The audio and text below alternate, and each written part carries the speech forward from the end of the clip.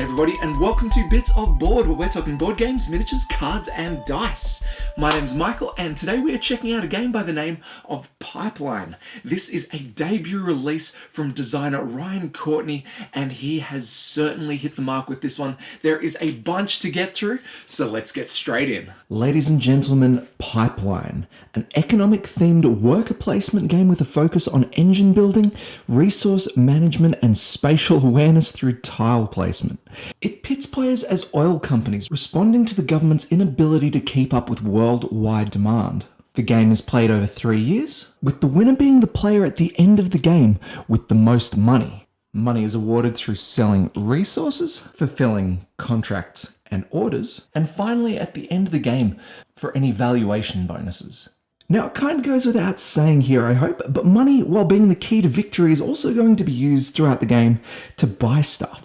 To develop your engine. So the question is, do you save your money to ensure victory, or do you spend it?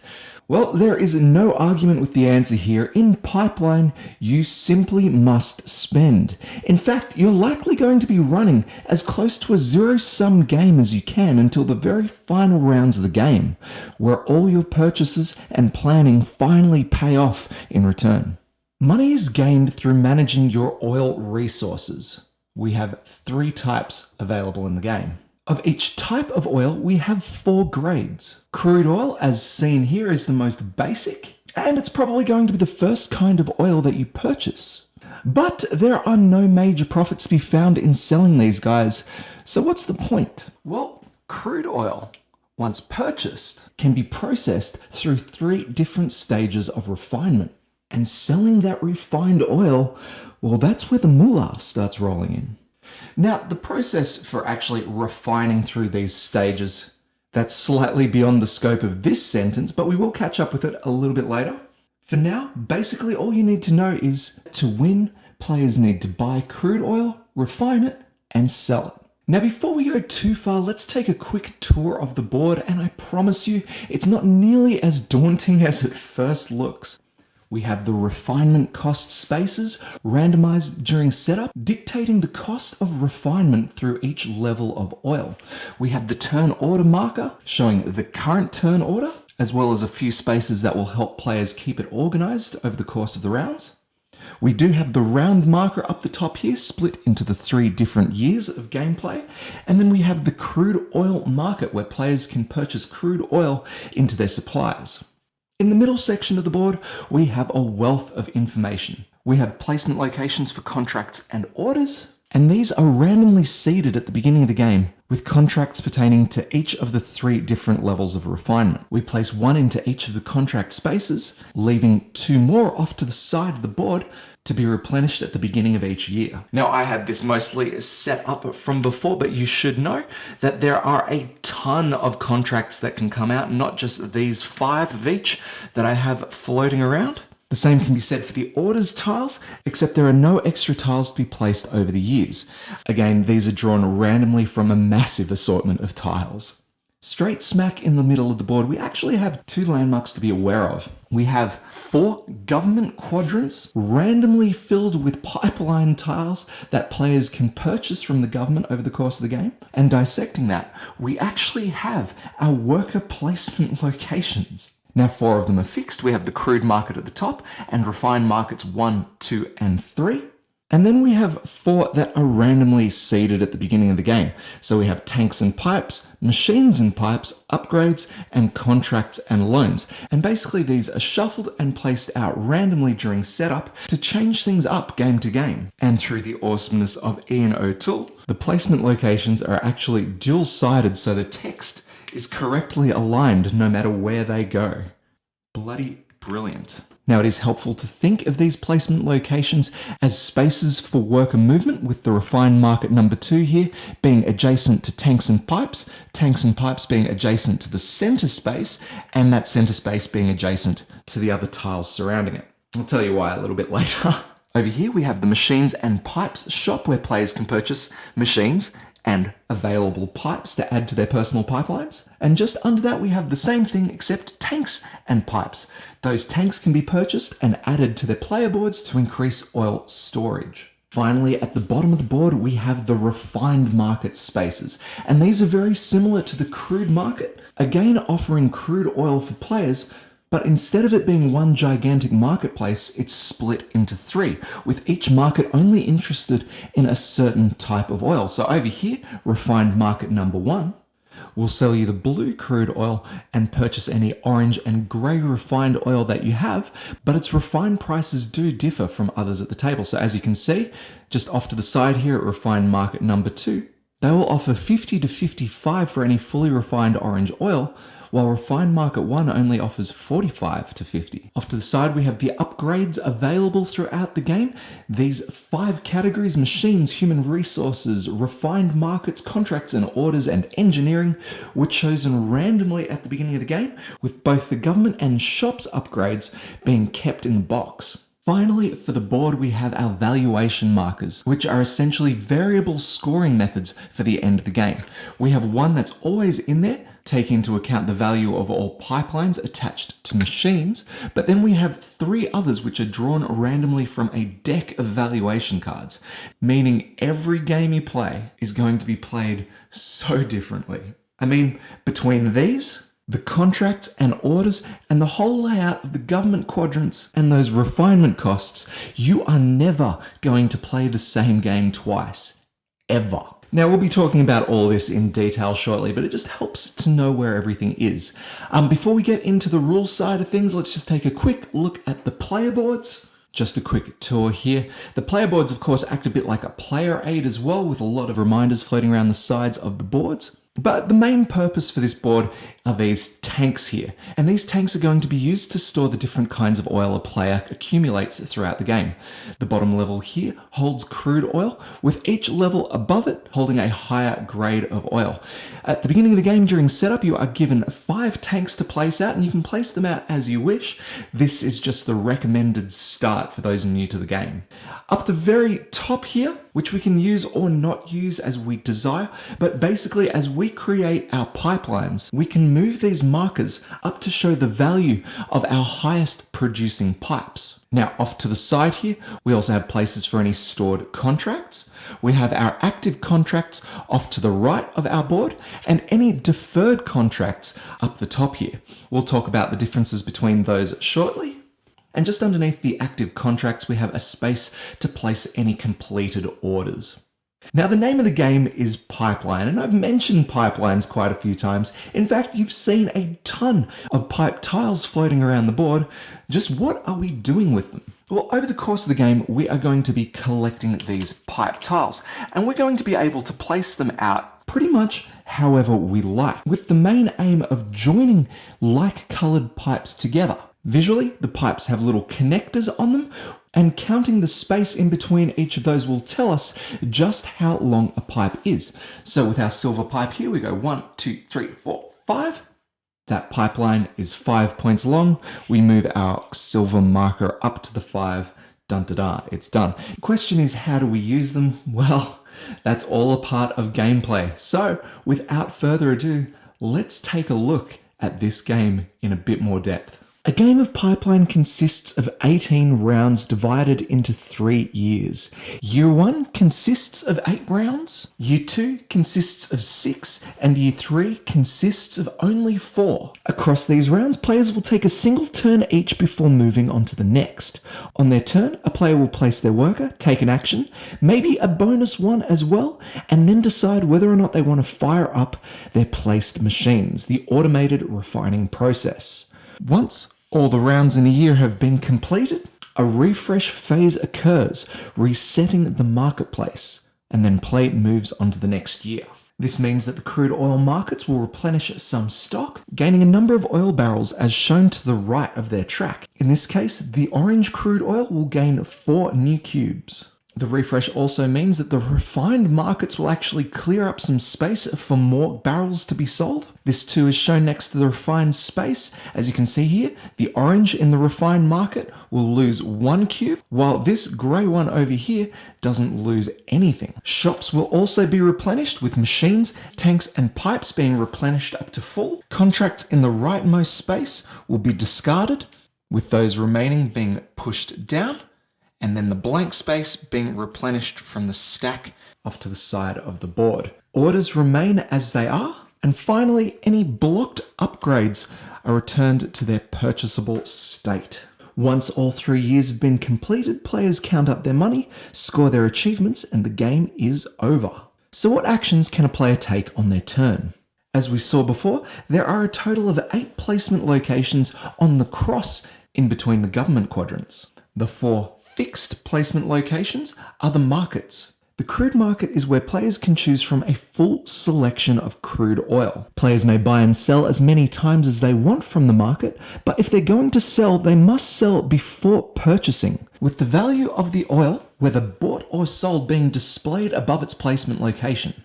Next, we have the refined markets. These markets work exactly the same as the crude market in regards to the process for buying and selling, but this time have distinct interests in which goods are bought and sold. For example, refined market number 3 here does sell the orange crude oil, but it is more expensive than that of the oil sold at the crude market. And while the marketplace locations are not the only way to offload your oil, they do offer one of the best stable prices around. The only catch is they cost an action to use. As I said, they are placement locations. But what if players didn't need to waste an action to get their cash? The contracts and loans placement space. When taking the contract action, a player may take one of the contracts available on the board and place it at their player board. Here, they may choose to place it either as an active contract or a deferred contract. See, there is an ongoing commitment when taking a contract.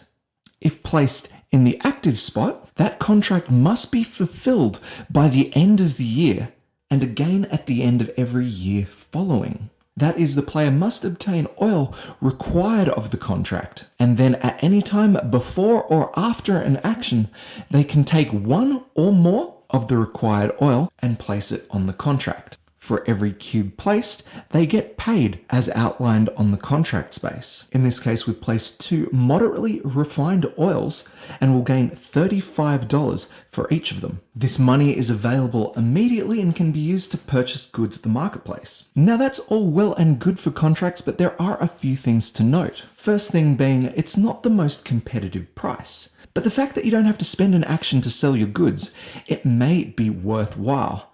The second thing to note is, if the contract is not fulfilled by the end of the year, the player must take a penalty cube and the contract is removed from the game. Penalty cubes are worth negative money at the end of the game, and this amount compounds for every cube that you have, starting at $20 for 1 and $650 for 10. Yikes.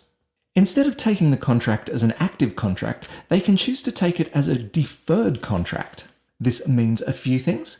While the player is unable to sell to a deferred contract, they do prevent other players from attaining it, saving themselves the pressure until later on. Then, at the beginning of the new year during the refresh phase, the deferred contract becomes an active contract, whereby the player becomes responsible for its completion each year. So that's contracts. What about the loans? Well, as a part of that exact same action, a player may choose to take $15 from the bank in exchange for one of those penalty cubes. However, they're limited to only 1 loan per action. Now, you'll notice another symbol floating around on the contracts and loan action there, and that is a reminder that this action can be taken to modify the turn tracker. Let's say our grey marker took this action and wanted to change their position in turn order. They may choose to take their turn order marker and place it anywhere along the temporary turn tracker.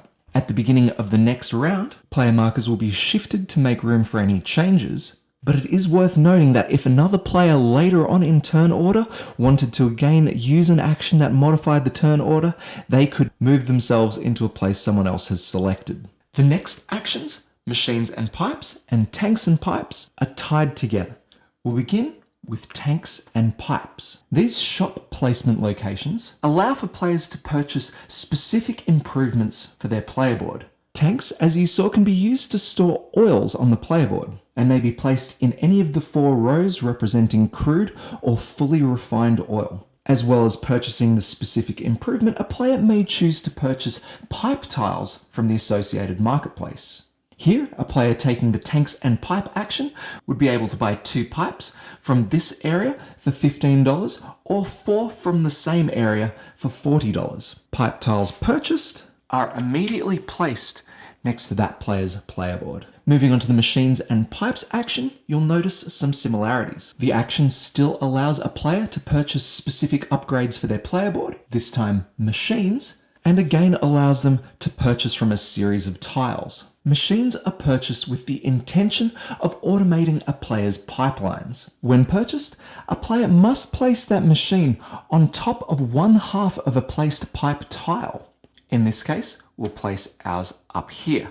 The reasons for doing so will become clear a little later on. Just know the intention here is to be able to refine crude oil without having to spend an action. The final action on the cross is the upgrades action. This allows a player to purchase an upgrade from the collection we set up earlier. A player may purchase up to 2 upgrades for $20 each time flipping over the availability token to show that no more of that particular type of upgrade can be purchased for the remainder of the year. After a player has purchased, they may choose to flip over 1 additional availability marker to prevent other players from upgrading. Upgrades are tiered from level 1 to 3, with level 1 upgrades having to be purchased before their level 2 and 3 counterparts. These upgrades grant more powerful abilities the higher up they go, but we'll be checking them out a little bit later once we've got a full handle on the game. But for the moment, that is the main group of actions done. Now, aside from the 8 placement locations on the cross here, we've got 2 other ways we can utilize our worker. The first of which being placing our worker on one of the government quadrants on the map. The first time a worker is placed on the quadrant, it is considered opened, with a total of 2 quadrants being able to be opened over the course of the first year. A third quadrant may be opened during the second year, with the final quadrant openable during the third. Placing a worker in a government quadrant allows the player to purchase pipe tiles from that quadrant. Players may take anywhere from 1 to 5 tiles, paying the cost outlined on the board over here, noting that their prices are so much cheaper when compared to the shop spaces. As I said, all tiles must be taken from the same quadrant and must be placed immediately into a player's pipeline.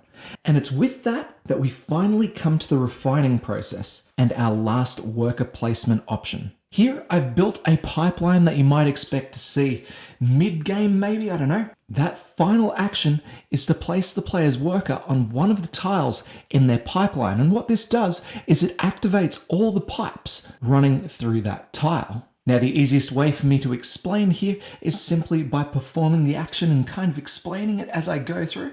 So let's just run with that. The white player here is going to place their worker on this mid tile here. And in doing so, they're going to activate the orange and blue pipelines running through it. Now, all pipes will run simultaneously, but we'll count them out one at a time, beginning with the blue pipe. We note that we've got 1 blue barrel of crude oil, so we're going to be looking at refining that barrel. We count how many segments of pipe we have, 1, 2, 3, 4, 5, and then we compare that against the refinement cost spaces. Here we see blue crude oil can be upgraded to its first level for 4 points. We have 5, so we are successful. So we're going to take our blue cube here and we're going to place it in one of our other storage tanks along that level 1 section. Next, we've got our orange run of pipe, 1, 2, 3, 4, 5, 6, 7, 8, 9, 10 spaces on this one. Again, we'll take a look at the refinement cost. We can go from crude to level 1 for 6 points, and then from level 1 to level 2 for 4 extra points. Guys and gals, with our 10 points, we can go straight up from crude to a second level refinement. Now we've got 2 barrels on hand, but unfortunately this only counts for 1 barrel at a time.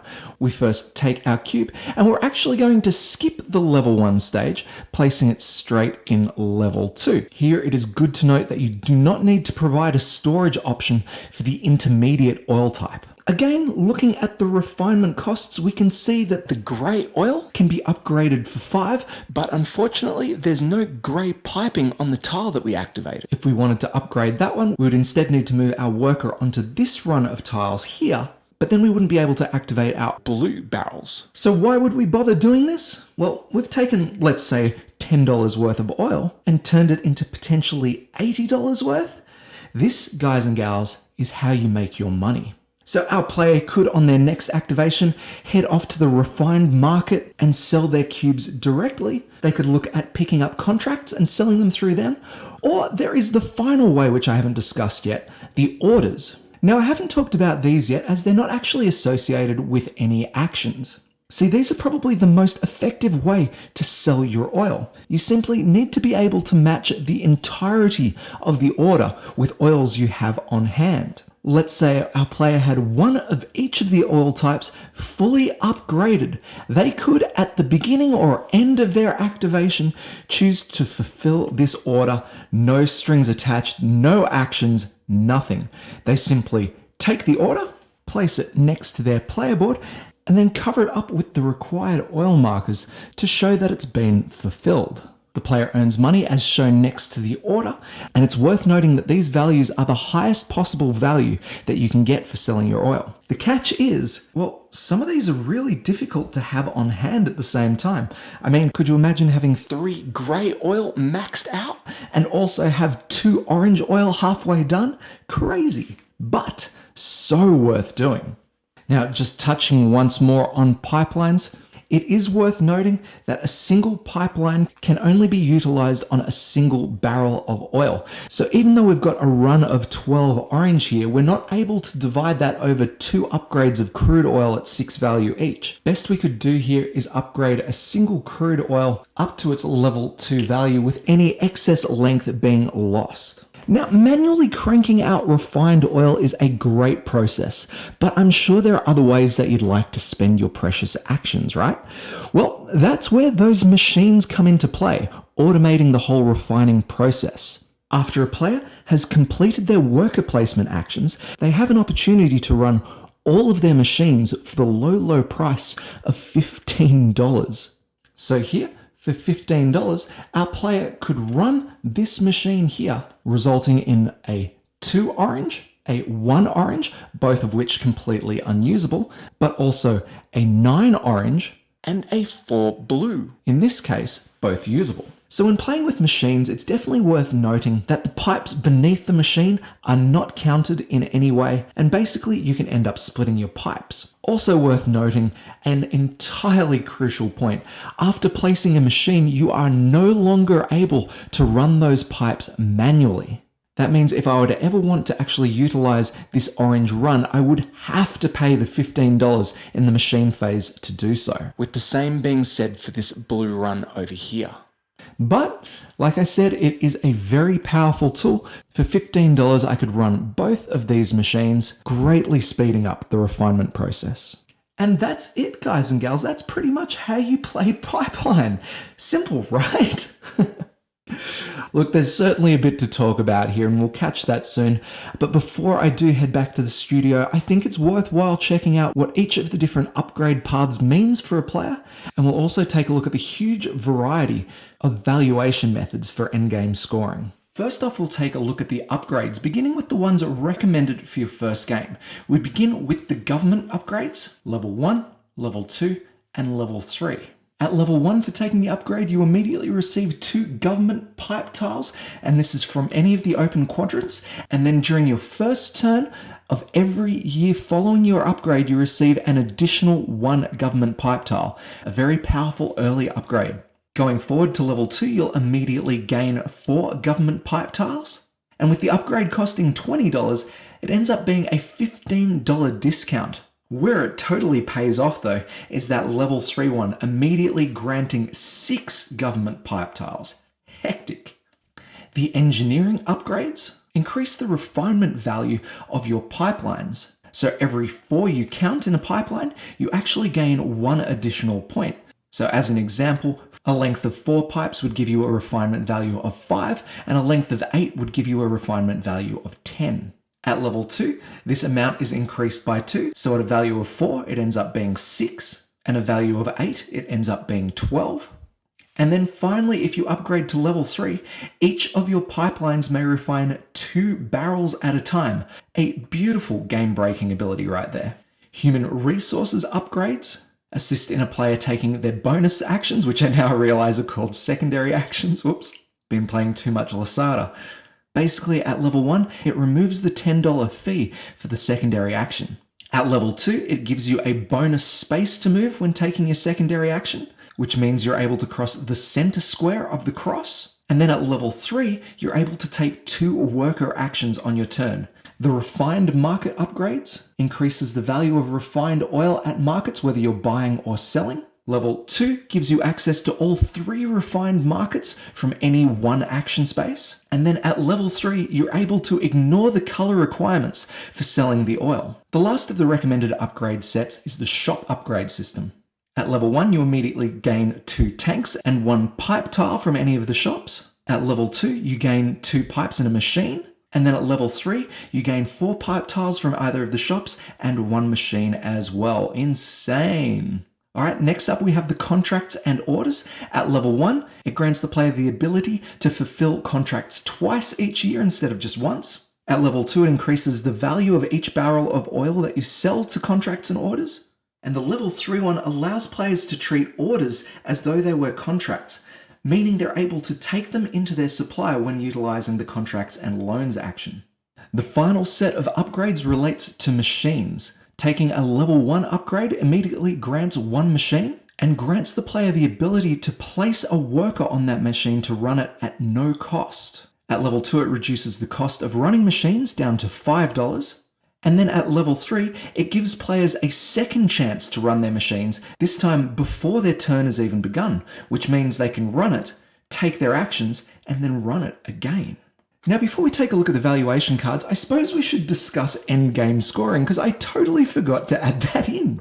After the last round of the 3rd year, players will evaluate their cash standings and compare what they've built to the valuation cards that we'll see very shortly. First off, players should evaluate the contracts they have, and for each left unfulfilled at the end of the year, they would need to take a penalty marker into their supply. Next, players earn money for any oil barrels they have in their supply left unsold, the value of which are severely reduced in comparison to their in-game worth. First, second, and fully refined barrels are worth $10, $20, and $30 each respectively. Players would then earn money based on their pipeline's ability to convert crude oil to a higher refined value. For each set of pipes that's able to take crude oil to a level 1, they gain $10. Crude oil to level 2, $20 again, and then crude oil to level 3, $30 a piece. Next, players would gain money based on the valuation cards, and then lose money based on any penalties that accumulated throughout the game. Then, players figure out how much cash they've got in total, and the player with the highest amount of money wins. And now with all that said, let's take a look at the valuation cards. Now, as I mentioned earlier, there is one valuation card that is always present in scoring, and that is the one that grants money to the value of pipelines attached to machines. And for this, we use the same methodology that we used for the pipeline scoring through the normal endgame scoring process. But on top of that one, we have 3 other cards dealt from this deck of valuation options. Some of them are simple, some of them are a little harder to read, but for each of them there is a description in the rulebook which helps understand in plain English. Some examples are number of refined oil types in fulfilled contracts and orders. Let's say our player had just fulfilled these ones here. We count through. So we have a level 1 orange and a level 2 orange present, a level 2 aqua, and a level 3 grey. 4 different oil types present, that is $100. Here we double down on the value of pipelines that are able to take crude oil all the way up to its maximum refinement. Players double down on the value of fulfilled contracts. Here's one that's just looking at the orange oil types in both tanks and producible through pipelines. Here's one that grants $100 per upgrade, $10 per tank tile, value of fulfilled orders, and there is a good handful more. Each one directing the player in the best way to score points come the end of the game. And that is it, guys and gals. Pipeline. So what we'll do now is head back off to the studio, have a bit of a chat about what I think about the game, and that'll be that. So let's head on over. Man, this game has got some buzz right now, and for good reason, as you saw. This is one of those special breeds of economic game that's not just about the number crunching and churning out the profits. It's about the process and the building of the engine. And man, that engine is fun. Who would have thought I could get so into placing tiles again? Here, I just want to spend all my time planning and placing and building that perfect machine. The whole thing is just alchemy. I mean, the options here in this game are almost endless, which is good because of, replayability and stuff like that. It just kind of sucks for those action paralysis prone players out there, because there is certainly a lot to consider when you play. I mean, the game does pretty well to minimize the pain here. Only half of the government quadrants are open at the beginning of the game, and by the time the next one opens, well, the starting tiles are starting to dwindle anyway, so it's not like you have to consider the same options. But even with all that there is to take in, the game is pretty quick for what it is, and if we take the box advertised 30 minutes per player, that'd be pretty accurate for a well-versed group. I'd just add on maybe an extra hour the first time you play just to get through the rules and to take a little bit of extra time working things out. The pacing of the game is great. It starts off slow, but ramps up ever so quickly. And as a telltale sign of any well-designed worker placement game, there's never enough time to do everything that you'd want. My first game was a 2-player game with Marcus over at Boredom Games. Just a quick plug there. This is, of course, his copy of the game that we're having a look at. And while we were only treading water through our play, we got out the other side swimming in ideas for the next play. New strategies, what ifs. See, Pipeline kind of stays with you after you play. It's a game to be digested, played, and played again. And with such a quick playtime, it's very easy to do. The game ending is sudden, but it's not unwelcome, especially with the amount of brain burning going on in the latter half of the game. Now, if you've made it this far into the video and you watch the overview, you probably know what kind of game this is, and you probably know if you're going to like it. It's not something I'd recommend to players who don't find accomplishment in building efficient working engines, but that's not to say that this game is just for those interested in economic games. I believe the core mechanics of this game are simple enough for pretty much everyone to get, and that the weight of the game kind of comes down to how a player interprets their role in the whole game system. Because you can get through the game without making the perfect machine. In fact, you'll probably have a blast doing that. I guess it's just comes down to what sort of experience you want to have at the table. Speaking of which, let's talk Ian O'Toole. Would be remiss if I didn't. Dude must be one of the most celebrated artists and graphic designers in the industry right now, right? His work sort of takes the layout and design from being window dressing into something far more integral to the function of the game. And look, maybe that's what all designers strive to achieve, but man, Ian hits it out of the park with his stuff. From choice of colouring, to the markets, to the variable text alignment on those action locations. I love it. Even the board artwork itself, I couldn't imagine anyone else on a game like this. It's vivid, it's gorgeous, and above all, it is functional, with so much information portrayed to the players in a way that doesn't interfere with the game's design. Ryan Courtney, you legend. I cannot wait to see what you've got coming out next. And that's about all I can say about you, because Pipeline, it's your first freaking design. Seriously, how do you debut with that? Oh, I cannot wait to see what's next, seriously. Alright guys and gals, that is about it for me tonight. If you've enjoyed the video, make sure you like, comment and subscribe, and do all the things that you guys can do to help this channel grow. But besides that, we are about done. So, as always, my name's Michael, this is Bits of Board, we'll catch you next time.